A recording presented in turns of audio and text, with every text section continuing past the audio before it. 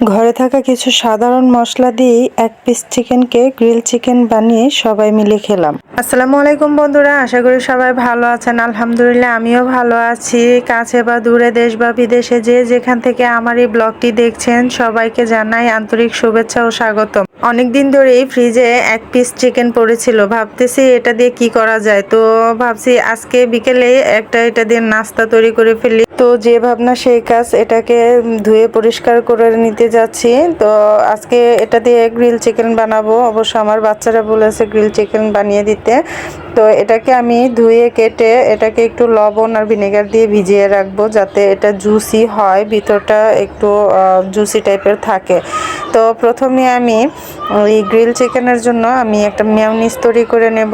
Mayonnaise বানাতে তেমন বেশি কিছু একটা লাগে না, তো এটাও ঘরে প্রথমবারই ট্রাই করছি। আমি আগে বানাইনি, যদিও জানি কি কি লাগে। তো সব কিছু না থাকলেও যা যা আছে আমি তা দিয়েই বানানোর চেষ্টা করছি। তো মেয়োনিজের জন্য ডিম, তেল, গোলমরিচ, চিনি, লবণ, ভিনেগার, একটু লেবুর রস, এগুলো দিয়ে আমি ভালো করে ব্লেন্ড করে নেব 1 মিনিট করে 2 মিনিট। আর তেলটাকেও 2 ধাপে দিয়ে দেবো। এই দেখুন আমার হোমমেড মেয়োনিজ তৈরি হয়ে গেছে। এটা যদিও এখন একটু পাতলা টাইপের দেখাচ্ছে, এটা ফ্রিজে রাখলে ঘন টাইপের হয়ে যাবে।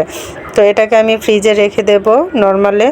আর গ্রিল চিকেনের জন্য আমি মশলাটাকে এখন তৈরি করে নিচ্ছি। খুবই সাধারণ, ঘরের অল্প কিছু মশলা দিয়ে বানাবো আমি, কারণ অনেক কিছু আমার ঘরে ছিল না।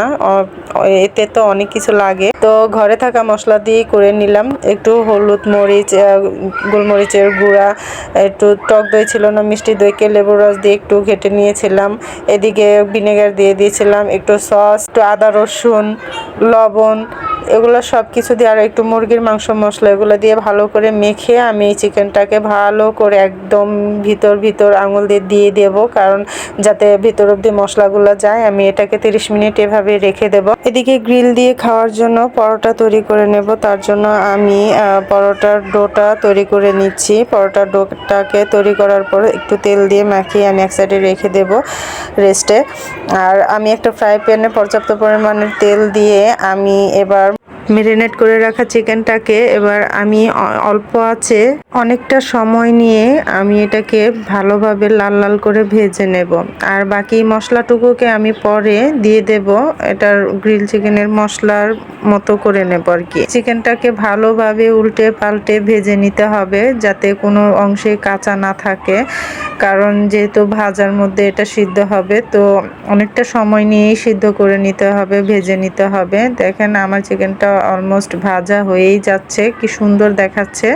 তো ভাজা হয়ে গেলে আমি যে মশলাটা রেখেছিলাম ওইটা এটার মধ্যে অ্যাড করে দিব, যাতে করে এটার গ্রেভিটাও তৈরি হয়ে যায়। একটা পরিবারকে সুখী রাখতে হলে খুব বেশি জিনিসের প্রয়োজন হয় না। ভালোবাসা আর বিশ্বাস থাকলে অল্পতেও অনেক বেশি সুখে থাকা যায়। এই এক পিস চিকেন দিয়ে আমার বাচ্চাদের খুশি করতে পেরে আমার নিজের কাছেও খুব ভালো লাগছে। গ্রিল চিকেনটা হয়ে যাওয়ার পর আমি অফ ক্যামেরায় পরোটা বানিয়ে নিয়েছিলাম। এই তো দেখুন আমার খুবই অল্প সামান্য কিছু জিনিস দিয়ে আমি গ্রিল চিকেন বানিয়ে নিলাম। আর এর সাথে আমি চিলি সস আর মেয়োনিজ দিয়ে আর একটু সস বানিয়ে নিলাম। এখন দেখুন মেয়োনিজটা একটু গাঢ় হয়ে গেছে। তো আজকের আমার এই নাস্তাটা কেমন হয়েছে, গ্রিল চিকেনের রেসিপিটা যদি ভালো লাগে লাইক, শেয়ার, কমেন্ট এবং সাবস্ক্রাইব করে যাবেন। ভালো থাকবেন, সুস্থ থাকবেন। আল্লাহ হাফেজ।